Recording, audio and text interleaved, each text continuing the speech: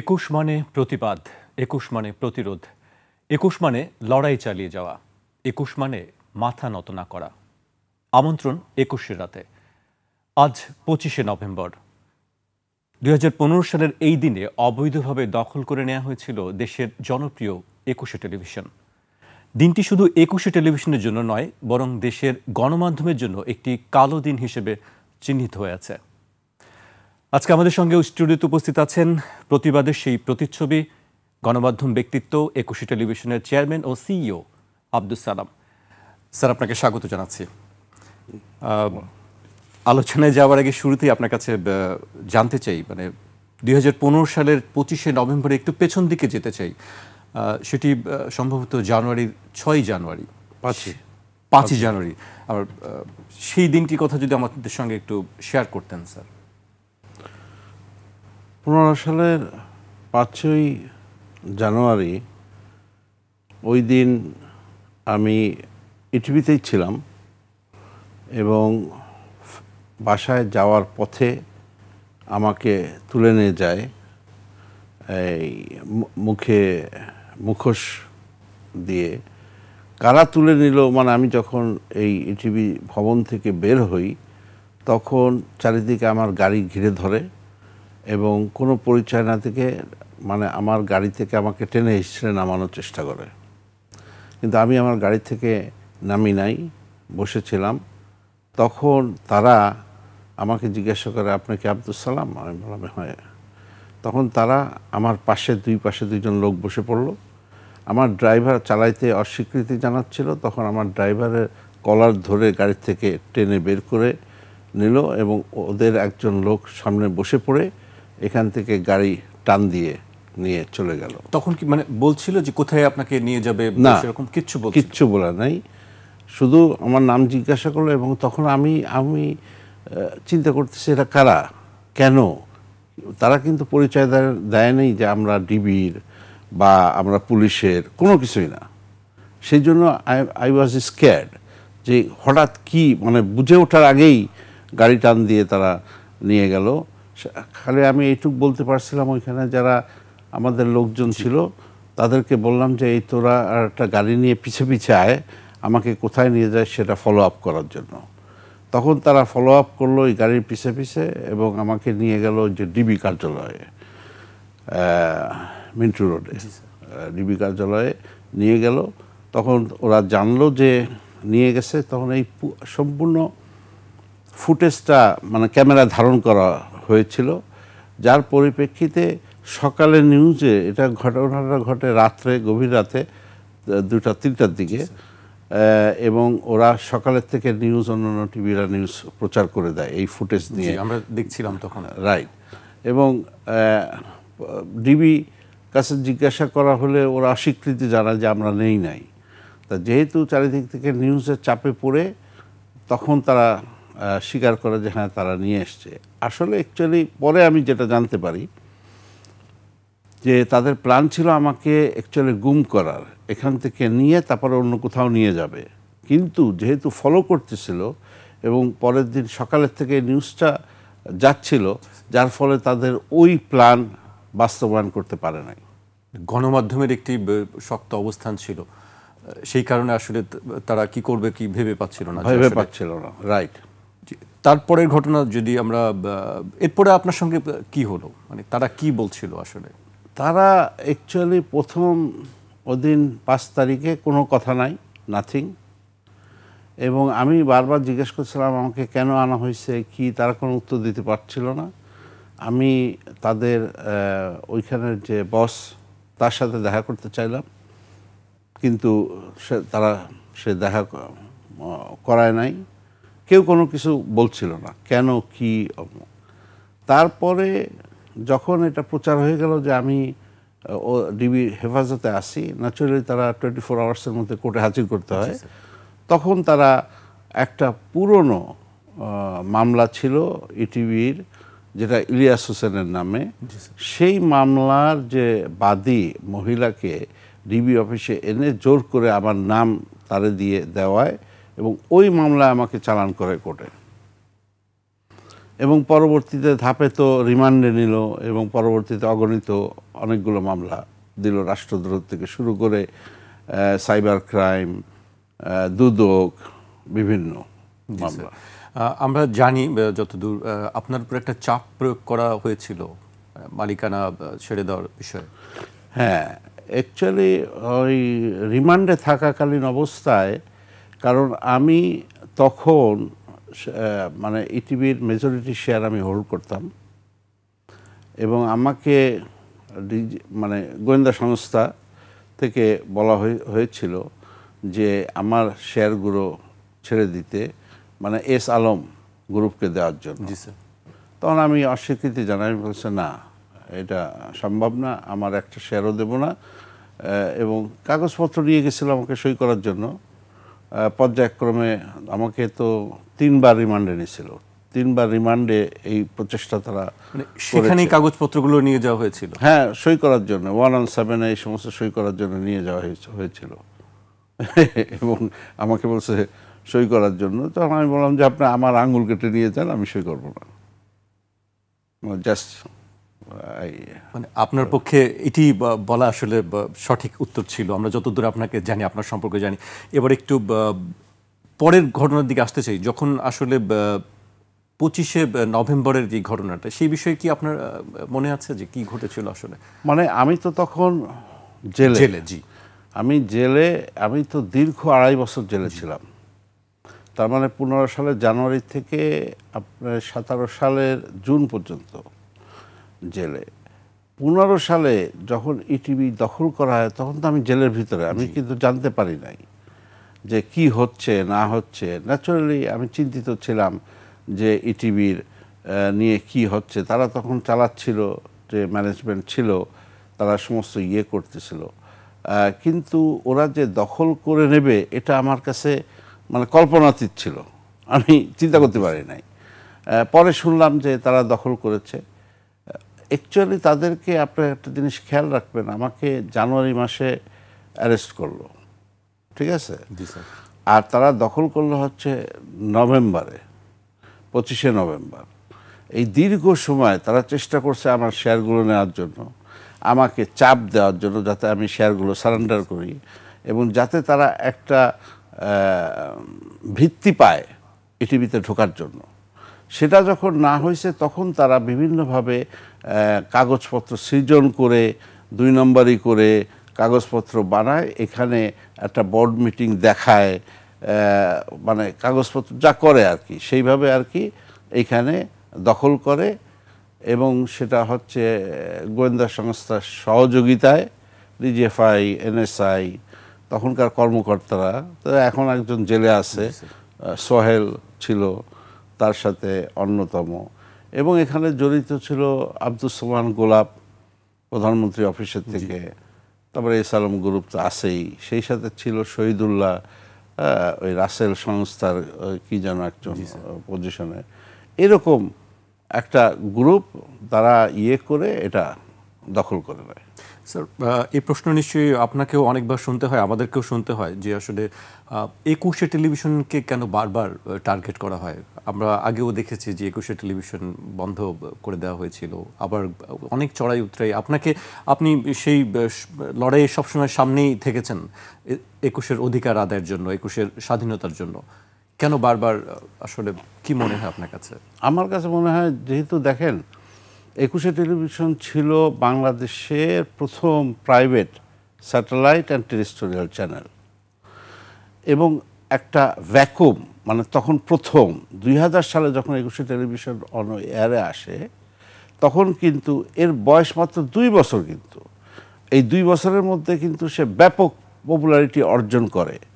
তখন মানুষের চাহিদা ছিল শুধু বিটিভির বদলে অন্য কোনো প্রাইভেট চ্যানেলের থেকে তারা নিউজ এবং সত্য সংবাদ এবং এই যে বিভিন্ন নতুন নতুন প্রোগ্রাম দেখে দর্শকরা অভিভূত হয়, যার ফলে 21শে টেলিভিশন প্রচণ্ড একটা পপুলারিটিতে আসে এবং মানুষ বিশ্বাস করে।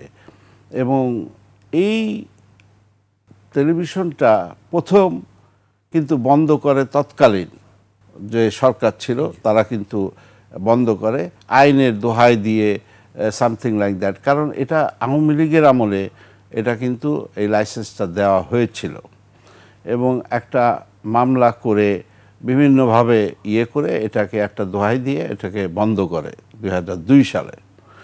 সেখান থেকে শুরু হয় সংগ্রাম। অ্যাকচুয়ালি কেন বন্ধ করা হয়েছিল? ওই যে 21 মানে সত্য সংবাদ পরিবেশন করত, যা মানুষের মানে সাদাকে সাদা কালোকে কালো বলা এবং গণমানুষের কথা বলতো। এই কারণে তৎকালীন সরকার রক্তচক্ষু উপেক্ষা করে যখন এটা প্রচারণা করছিল তখন তারা এইভাবে বন্ধ করে দেয় আইনের দোহাই দিয়ে। তারপরে তো আমি আসলাম এবং দীর্ঘ 2002 সাল থেকে 7 সাল পর্যন্ত 5 বছর সংগ্রাম করে এগেইন 2007 সালে এই টিভিকে আবার অন এয়ারে আনলাম। এই জি স্যার, এবার একটু সামনের দিকে আসতে চাই।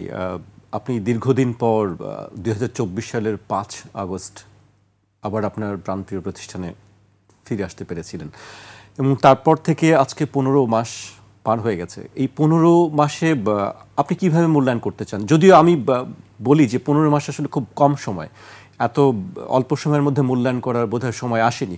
তারপরেও আপনার যে লক্ষ্যটা ছিল সেই লক্ষ্য থেকে কত দূরে?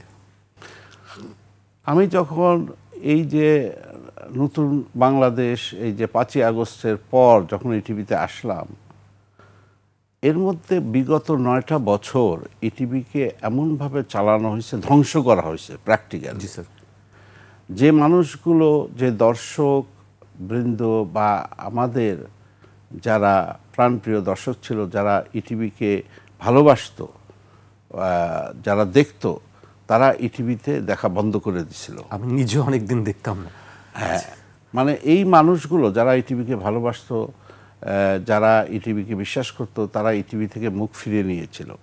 কারণ 9টা বছর যারা আসছে, বিভিন্নভাবে ম্যানেজমেন্ট চেঞ্জ হয়েছে। এই যে বর্গী এলো দেশে, একজন সিও করে আসতো, মোটা অঙ্কের বেতন নিত এবং তারা 21 টেলিভিশনটার প্রকৃতপক্ষে মানে সেইভাবে নার্সিং করে নাই বা সেইভাবে প্রোগ্রাম বলেন সেইভাবে কিন্তু করে নাই। তারা কি করেছে?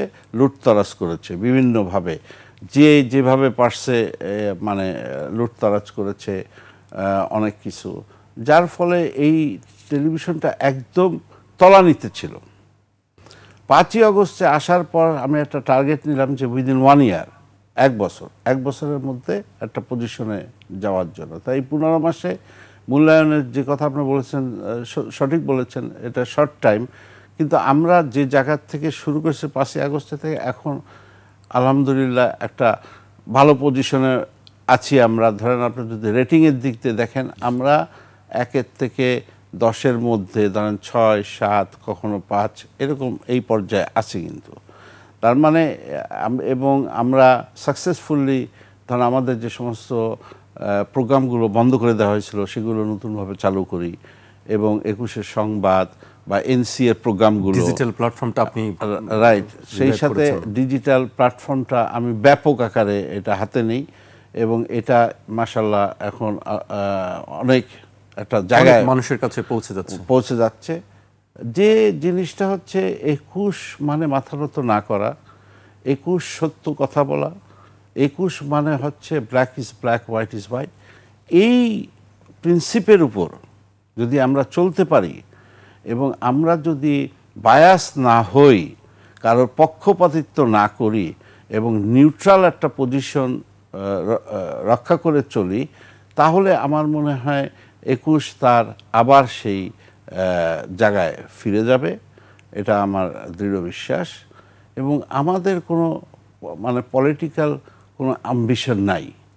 আমরা চাই জনগণকে সার্ভ করতে, মানুষের দুঃখে কষ্টে পাশে থাকার এবং মানুষের কথাগুলো বলা, মানুষের সুখ দুঃখ এই নিয়ে সংবাদ প্রচার করা, তাদের কথাগুলো বলা। ইটিভি ইজ দ্যাট প্ল্যাটফর্ম, যে গণমানুষের প্ল্যাটফর্ম।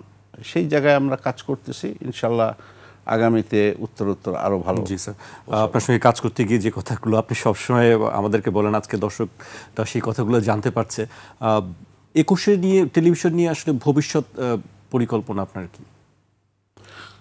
আমার অনেক পরিকল্পনা আছে, এখন ডিপেন্ড করতেছে যে ধরেন এখানে কয়েকটা মানে পরিকল্পনার মধ্যে, যেমন আমরা দেখেন মিডিয়াতে আমরা নতুন নতুন লোক তৈরি করি।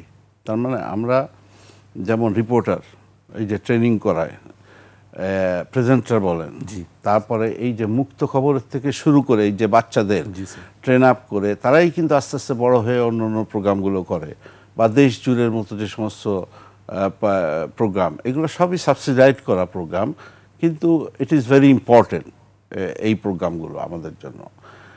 এবং আমি মনে করি যে আমাদের যেমন এই ডিজিটাল প্ল্যাটফর্মটাকে নিয়ে এটা ব্যাপকভাবে করা, আমরা একটা অ্যাপস তৈরি করতেছি এবং ওটিটিতে যাওয়ার আমাদের ইচ্ছা আছে, প্ল্যান আছে, সেই কাজ করছি আমরা।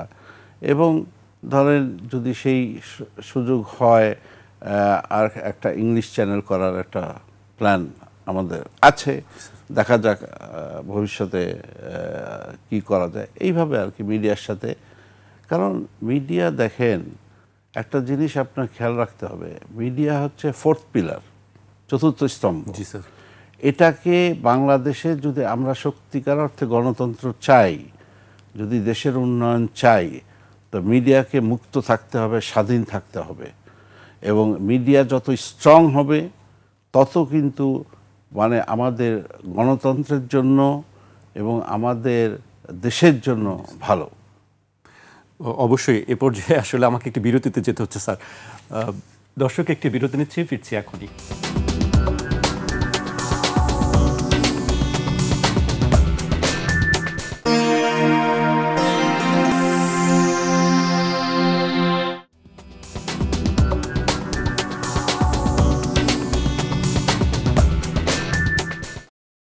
বিরতির পর আবারও স্বাগত। আপনারা দেখছেন 21-এর রাত। আমাদের সঙ্গে আছেন 21 টেলিভিশনের চেয়ারম্যান ও সিইও আব্দুস সালাম। স্যার, আপনি বিরতিতে যাবার আগে গণমাধ্যমের স্বাধীনতা নিয়ে কথা বলছিলেন। সবসময় এই কথাগুলি বলা হয়। আজকেও একটি প্রোগ্রাম ছিল ঢাকাতে, সেখানেও গণমাধ্যমের স্বাধীনতা নিয়ে কথা বলা হয়েছে। আপনি আসলে কিভাবে দেখেন গণমাধ্যমের স্বাধীনতা? আপনি বিভিন্ন সময় দেখেছেন, এখনও দেখছেন, বা আগামীতেও নিশ্চয়ই আপনি সেই জায়গাগুলো তো দেখতে চান। কিভাবে আসলে স্বাধীনতাটাকে দেখতে চান গণমাধ্যমের? আমার মনে হয় যে আমাদের মানসিকতার পরিবর্তন প্রয়োজন। আমরা আসলে চিন্তাভাবনার দিক থেকে বা যখন এই এখন আগামীতে যে সরকার আসবে, যখনই অপোজিশনে থাকে বা সরকারে যখন না থাকে, তখন তারা গণমাধ্যমের স্বাধীনতার কথা বলে, কিন্তু যখনই সরকারে যায় তখন তারা চেষ্টা করে যে গণমাধ্যমকে কন্ট্রোল করতে। সেটা আমি দেখেছি, ইট ইজ প্র্যাকটিক্যাল, আমার অভিজ্ঞতায় বলে।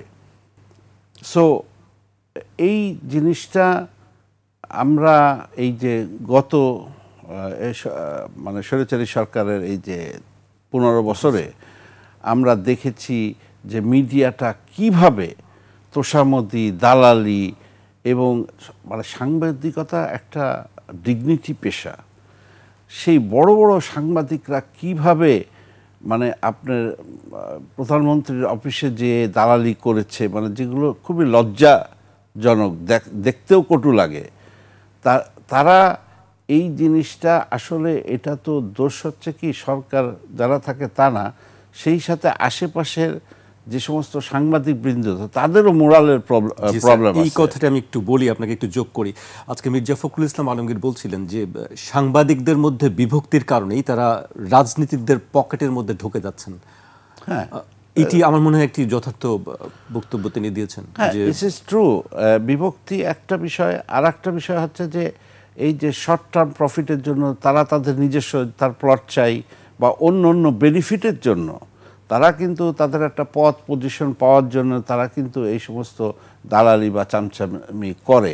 কারণ আমরা দেখেছি, এখন আপনি যদি গত 15 বছর দেখেন, নাম করা সাংবাদিকরা তারা মানে কি কোন পর্যায়ে মানে গেছে, অনেকে জেলে আছে, অনেকে বিচারের মুখোমুখি, অনেকে সবাই কিন্তু মানুষ কিন্তু তাদের দেখেছে এবং চিহ্নিত।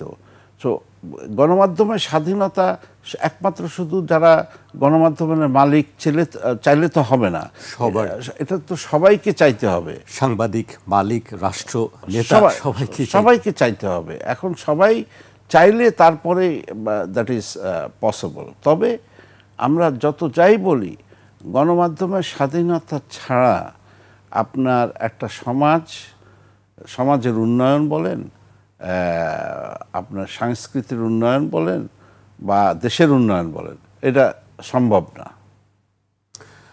সেক্ষেত্রে অনুষ্ঠানের ক্ষেত্রে কি আসলে আরও বেশি মনোযোগ দেওয়া উচিত, যে সচেতনমূলক করা মানুষকে?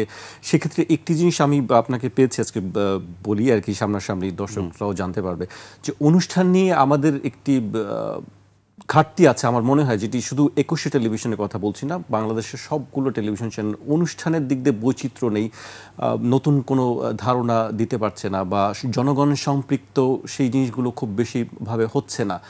সেক্ষেত্রে কি আসলে মানে সচেতন করার জন্য মানুষকে কিছু কি করা যায়? দেখেন, মানে আমি বলতে পারি আপনাকে, টেলিভিশন ইন্ডাস্ট্রি একটা কঠিন সময়ের মধ্যে আছে। বিকজ আমাদের এখন অলমোস্ট মোর দ্যান 40 চ্যানেল আছে। দ্য মার্কেট সাইজ, বাংলাদেশের যে মার্কেট সাইজ, সেই তুলনায় বেশি 40টা টেলিভিশন। আচ্ছা, একটা ফুল ফ্লেজ টেলিভিশন স্টেশন চালাইতে গেলে যে তাদের প্রোগ্রাম ডিপার্টমেন্ট, প্রোগ্রাম করা, সমস্ত কিছু, অল দিস থিংস, এই যে চ্যানেল মানে ফুল ফ্লেজ চ্যানেল, ধরেন নিউজ চ্যানেলের কথা বাদ, সেখানে কম থাকে, কিন্তু আমাদের মতো এই চ্যানেল, ধরেন ইটিভি, এইখানে আপনার তো আমাদের এখানে কাজ করে মিনিমাম 400 লোক, 400 পিপল। আচ্ছা, তারপরেও আমাদের সারা দেশব্যাপী প্রতিনিধি আছে, অল দিস থিংস। এবং এটা আর এখানে যে সমস্ত, এটা একটা বিশাল খরচের বিষয়। কিন্তু তা এখন মার্কেটের ধরেন বিজ্ঞাপন সংস্থা এবং যে মার্কেটের সাইজ, তাতে করে এটা কঠিন মানে আপনার সেই পরিমাণ আপনার add and all this things, তাদেরকেও এগিয়ে আসা উচিত, যারা ইনভেস্ট করছে, বিজ্ঞাপন দিচ্ছে, তাদেরকেও এগিয়ে আসা উচিত। না, ওই যে এটা হয়ে গেছে কি, আপনার জিনিসটা একটা ক্ষতি হয়ে গেছে গত 15 বছরে, যে জিনিসটা কেউ খেয়াল করে না, মানে সাংস্কৃতিক আগ্রাসনের কারণে। ধরেন এই যে ইন্ডিয়ান চ্যানেল বা যেটা যখন মুক্ত, এখানে কিন্তু যেটা দেখা যায়, আমাদের চ্যানেলগুলো কিন্তু ইন্ডিয়াতে দেখা যায় না। তা এখানে ইন্ডিয়ান যে সমস্ত কালচার, সেগুলো আমাদের ঘরে ঘরে ঢুকে গেছে, ঠিক আছে? তা এখন আপনি দেখবেন যে টেলিভিশন চ্যানেল, ধরেন আপনি যদি একটা প্রোডাকশন করতে গেলে আপনার স্পন্সর দরকার। আপনি এখানে রাদার দেন তারা কি সিনেমা দেখাচ্ছে, অন্যকে আমরাও দেখাই, মানে জিনিসগুলো নতুন যে প্রোডাকশন করবে, সেই প্রোডাকশনের জন্য আপনার স্পন্সর দরকার। এই জিনিসটা ধরেন যারা বিজ্ঞাপন দেয়, তারাও এটা দেখে না, বোঝে না, কারণ গত 15 বছর তো ওই দিকে তো যায় নাই। কারণ আপনার এই ইন্ডিয়ান প্রোগ্রামগুলো দেখে আমাদের মানে এই যে সাংস্কৃতিক আগ্রাসন যেটার মধ্যে পড়ে, যাতে আমরা এখানকার লোকাল যে চ্যানেলগুলো আছে, এগুলো বিকশিত হতে পারে নাই বা সাপোর্ট পায় নাই। সো সুতরাং সেই সাপোর্টটা দরকার। তার মানে বিজ্ঞাপন সংস্থা সবাই এগিয়ে আসতে হবে। এবং আমাদের উচিত, যেটা হচ্ছে, যার জন্য আমি ফাইট করতেছি, সেটা হচ্ছে পে চ্যানেল। ডিজিটালাইজেশন করতে হবে, পে চ্যানেল হইতে হবে, তাহলেই একমাত্র সার্ভাইভ করতে পারবে ধরেন এই টেলিভিশন ইন্ডাস্ট্রি, যেটার জন্য আমরা ওয়ার্ক করতেছি। We are fighting for that. জি, সম্প্রতি আপনি বড় একটি দায়িত্ব পেয়েছেন, বাংলাদেশ বেসরকারি টেলিভিশন চ্যানেল মালিকদের সংগঠন অ্যাডকোর মহাসচিব হিসেবে দায়িত্ব পালন করছেন। এটি একটি বড় একটি কাজ। সেটি আসলে পরিকল্পনা কি? আপনি অনেক কথা বলছিলেন যে আপনার পে চ্যানেলের পরিকল্পনা আছে, বা সরকারের সঙ্গে অন্য কোনো বার্গেনিং এর কোনো বিষয় আছে কিনা, বা বিজ্ঞাপনের এইসব কোনো বিষয় আছে কিনা, একটু যদি আমাদেরকে বলতেন স্যার। আমরা অ্যাডকো অর্গানাইজেশন, মানে association of television owners, G sir, যেটাকে বলে অ্যাটকো, এই অর্গানাইজেশনের মানে এখন আমি মহাসচিবের দায়িত্বে আছি। টেলিভিশন ইন্ডাস্ট্রিকে বাঁচাইতে হইলে আমাদেরকে ধরেন কয়েকটা কাজ করতে হবে। আমরা টেলিভিশন চ্যানেলগুলো মুখাপেক্ষী অনলি মানে অ্যাডভার্টাইজমেন্টের উপরে, সেখান থেকে বেরিয়ে আসতে হবে। তার মানে পে চ্যানেলে যেতে হবে। What does mean pay channel? ধরেন আপনার যদি আপনার বাসায় টেলিভিশন আছে, আপনি কিন্তু মাসে 300 টাকা বা 500 টাকা এটা পে করতেছেন। সেই পে করতেছেন, কিন্তু আপনি কি জানেন এই টাকাটা বাংলাদেশের কোনো চ্যানেল কিন্তু এই টাকাটা পায় না। এই ক্যাবেল অপারেটররা পায়, এবং ইন্ডিয়ান যে চ্যানেলগুলো যে দেখেন সেটার জন্য কিন্তু পে করতে হয়, এবং তারা এই ক্যাবেল অপারেটর তারা কিন্তু পে করে এটার জন্য। কিন্তু বাংলাদেশের কোনো চ্যানেল পে করে না, যেটা করা উচিত। এটা তো এক ধরনের বৈষম্য। হ্যাঁ, এটা বৈষম্য। আমাদের তো সেই বৈষম্যের বিরুদ্ধেই লড়াইটা আরো এগিয়ে নেওয়া। সেটাই আমরা যে লড়াইটা করছি এখন, এটা নিয়ে অ্যাটকো কাজ করছে, কোয়াপ তারা কাজ করছে, আমরা একসাথে বসে কাজ করছি। একই সাথে যে ডিজিটালাইজেশনটা দরকার, এবং আমাদের পে চ্যানেল করতে হবে। পে চ্যানেল করলে ধরেন বেশি না, আপনি যদি 2 টাকা করে পান, ধরেন 300 টাকা ধরেন আপনি পে করেন, তার থেকে 2 টাকা মানে হচ্ছে, যদি 2 টাকা যদি প্রতি চ্যানেল পায় 40টা চ্যানেল মানে 80 টাকা। স্টিল ইউ হ্যাভ 220 টাকা। তারপরে আপনি ইন্ডিয়ান চ্যানেল দেন বা ক্যাবেল অপারেটর থাকলো। সো মানে আমাদেরকে এই পে চ্যানেলে যাইতে হবে, এবং তার জন্য ডিজিটালাইজেশন দরকার। এইটাই হচ্ছে রাইট ওয়ে। তাহলে হবে কি, ধরেন আসলে আমাদের টিভি দেখে কি দর্শক কিন্তু ঠিকই পে করতেছে, কিন্তু আমরা কোনো পাওয়া যাচ্ছে না। এইখানে আমরা কাজ করতে চাই। তাহলে হবে কি, আমরা শুধুমাত্র বিজ্ঞাপনের জন্য মুখাপেক্ষী না। আর একটা জিনিস হচ্ছে, ধরেন আপনি বিজ্ঞাপন, অনেকে ধরুন প্রচুর বিজ্ঞাপন, মানে বিজ্ঞাপন, বাংলাদেশের বিজ্ঞাপন মার্কেটটা হচ্ছে এমন, পৃথিবীর মধ্যে সবচেয়ে সস্তা হচ্ছে মানে বাংলাদেশি চ্যানেলগুলো বিজ্ঞাপন রেটের ক্ষেত্রে। আপনি কল্পনাও করতে পারবেন না মানে কত টাকা করে তারা যে নেয়, হাস্যকর। সো সুতরাং এখানে কিভাবে সম্ভব স্যার? আমি জানি কিছু কিছু বিষয়, এত কম কিভাবে বিজ্ঞাপন হতে পারে টেলিভিশনের, বিশেষ করে মানে এইটি থেকে তো আপনাদের একটু বার্গেনিং এর জায়গায় মনে হয় আসা উচিত, বিশেষ করে টেলিভিশন সংগঠন যে অ্যাটকো থেকে। এখানে হয়ে গেছে কি, আপনার যেমন এখানেও ধরেন বিজ্ঞাপন সংস্থা যারা, এখানে দেখেন আমাদের এই বিজ্ঞাপন মার্কেট, আপনি যদি আগে খেয়াল করবেন, বাংলাদেশে টেলিভিশনে কিন্তু বিজ্ঞাপন চলতো ইন্ডিয়ান বিজ্ঞাপন। খেয়াল করেন আপনি, ইন্ডিয়ান যে সমস্ত চ্যানেল চলতো তাদের মাধ্যমে বিজ্ঞাপন চলতো। একই প্রোডাক্ট, ধরেন আপনার ইউনিলিভারের প্রোডাক্ট, সেটা বিজ্ঞাপন। আপনি যদি ইন্ডিয়াতে দেখেন, পার মিনিট বিজ্ঞাপন রেট হচ্ছে মিনিমাম পার মিনিট বিজ্ঞাপন রেট 50,000 থেকে 1 লাখ 2 লাখ। সেখানে তো আমরা তো সেখানে বাংলাদেশে 500 টাকার থেকে 2,000-3,000 টাকা লাইক দিস, স্যার, বা 5,000 টাকা। সো এখন আপনি যদি এত কম বিজ্ঞাপন রেট হয়, যে কথাটা আপনি আগে জিজ্ঞেস করছেন যে কেন প্রোগ্রাম হয় না, আপনি তাহলে এই টাকা দিয়ে কিভাবে আপনি প্রোগ্রাম বানাবেন? That is the point. মানে আসল ঘটনা হচ্ছে এইখানে একটা আমরা চেষ্টা করতেছি যে এইখানে একদিকে যেমন পে চ্যানেল করতে হবে, ডিজিটালাইজেশন করতে হবে, আর একদিকে বিজ্ঞাপন সংস্থার সাথে বসে তাদের একটা ফেয়ার রেট করতে হবে। এই দুটো যদি করা যায়, তাহলে আমাদের দেশে, ধরেন আমাদের দেশে অনেক ট্যালেন্টেড ছেলে মেয়ে আছে, তারা অ্যাকচুয়ালি কাজের মানে তারা ভালো ভালো কাজ করে। এখন ম্যাক্সিমাম কাজগুলো আপনার ভালো নাটক বলেন বা সিরিয়াল বলেন বা অন্য প্রোগ্রাম যেগুলো ওটিটিতে চলে যাচ্ছে, এখন কিন্তু নর্মাল টেলিভিশনে আপনি দেখবেন খুব কম এই ধরনের প্রোগ্রাম, বিকজ অফ কমার্শিয়ালস। এবং সেইখানটা যদি পরিবর্তন আনা যায়, তাহলে আপনি দেখেন একটা টেলিভিশনে তো শুধু নাচ গান বা ফিল্ম তো না, অনেক শিক্ষণীয় বিষয় আছে, একটা দায়বদ্ধ জায়গা আছে, সোশ্যাল রেসপন্সিবিলিটি, এবং যেখানে অনেকগুলো শিক্ষার যে মানুষগুলো অনেক কিছু জানতে পারে, শিক্ষণীয় বিষয় আছে। কিন্তু এই প্রোগ্রামগুলো তো স্পন্সর করে না কেউ, যেটা বলছেন, স্পন্সর করে না।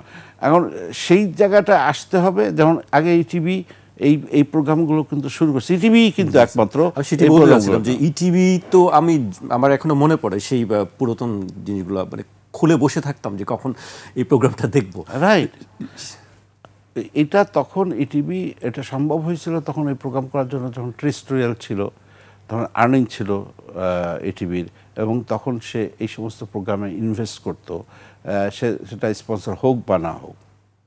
তা এখন তো আমরা শুধুমাত্র স্যাটেলাইটে, সুতরাং আমাদেরকে কম্পিটিশন করতে হয়। তার মধ্যেও আমরা করছি এবং আমাদের আরও প্ল্যান আছে, এবং ভবিষ্যতে ইনশাল্লাহ আপনারা দেখতে পাবেন যে আমরা এই সোশ্যাল রেসপন্সিবিলিটির জায়গা থেকে আমরা প্রোগ্রামগুলো করব যাতে শিক্ষণীয় এবং কোয়ালিটিফুল হয়। উই আর ট্রাই, যেটা আমরা ডিজিটালে ট্রাই করতেছি অলরেডি। জি স্যার, আমি শেষ পর্যায়ে চলে এসেছি। সাংবাদিকতা বা দেশের গণমাধ্যমের স্বাধীনতা সম্পর্কে আপনি কি বলতে চান? মানে আসলে কিভাবে কাজ করা উচিত গণমাধ্যমের বা সাংবাদিকদের? প্রথম কথা হচ্ছে কি, সাংবাদিক পেশাটা একটা ডিফারেন্ট প্রফেশন। এখানে নৈতিকতা থাকতে হবে, সাংবাদিকদের নৈতিকতা থাকতে হবে এবং তাদের অনেস্টি। সাংবাদিক পেশা কিন্তু অন্য পেশার মতো না। সাংবাদিকরা চাইলে, তারা যদি অনেস্ট থাকে এবং তারা চাইলে একটা সমাজ পরিবর্তন করতে পারে, তাদের লেখালেখির মাধ্যমে, তাদের কথা বলার মাধ্যমে, প্রোগ্রামের মাধ্যমে অনেক কিছু পরিবর্তন করা সম্ভব। তবে সাংবাদিকের এই যে পেশা, যে মানুষ আগে সম্মান করত, এটা গত 15 ইয়ার্সে এটা ড্যামেজ হয়েছে অনেক, যাতে এখন সাংবাদিকদের আগের মতো সেরকম মূল্যায়ন করে না বা অন্যভাবে দেখে। সো এই জিনিসটা পরিবর্তন দরকার। আমাদের দরকার প্রফেশনাল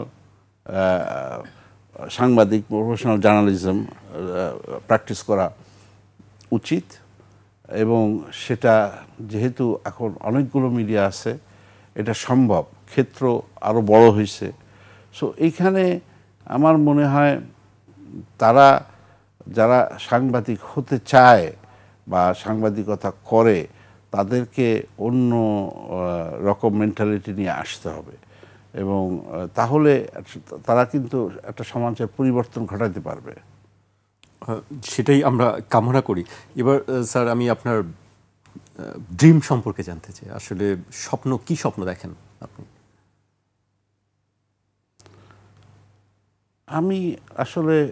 আমি তো আপনি জানেন, আমি দীর্ঘদিন প্রবাসে ছিলাম, মোর দেন 30 ইয়ার্স জার্মানিতে। জার্মানে আমি দেখেছি জার্মানের মানুষগুলো, বা ওইখানকার আপনার যদি পরিবেশ দেখেন, ওইখানকার গাছগুলো দেখেন সব সোজা সোজা, আপনার ওখানকার রাস্তা ভেরি স্ট্রেট, নদীও দেখবেন সোজা।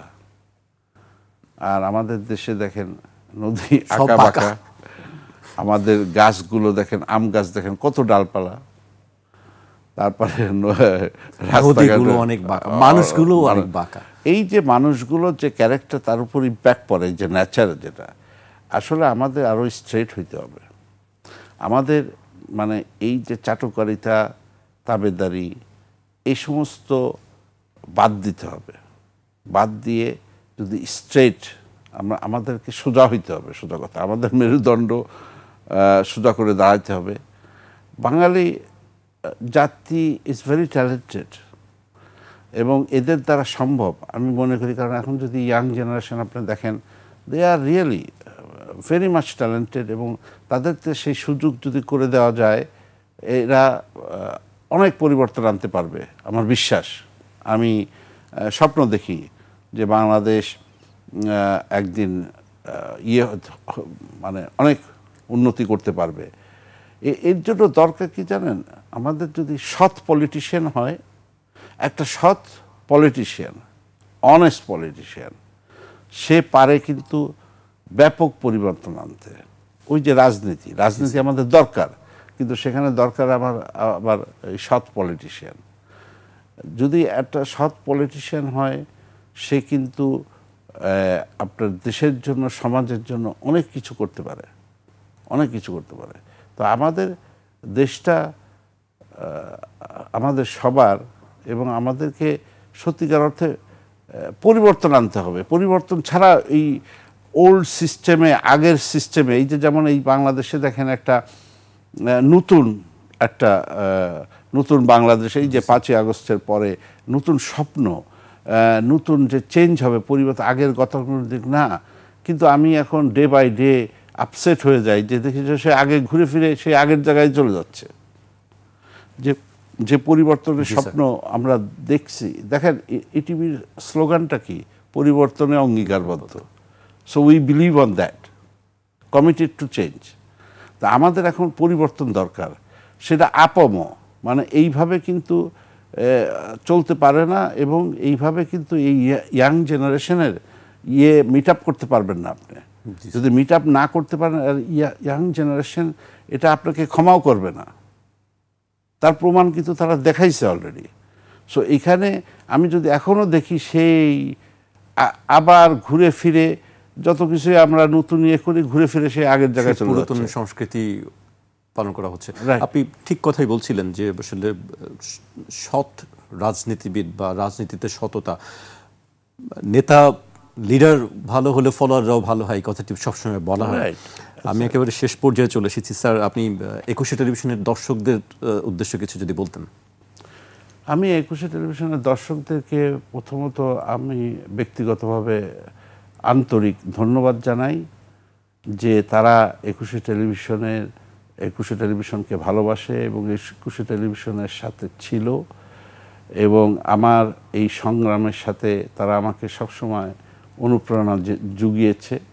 এবং লাস্ট 9 বছর সত্যিকার অর্থে 21শে টেলিভিশন একদম তলানিতে চলে গেছিল, কারণ আমি ছিলাম না আনফর্চুনেটলি।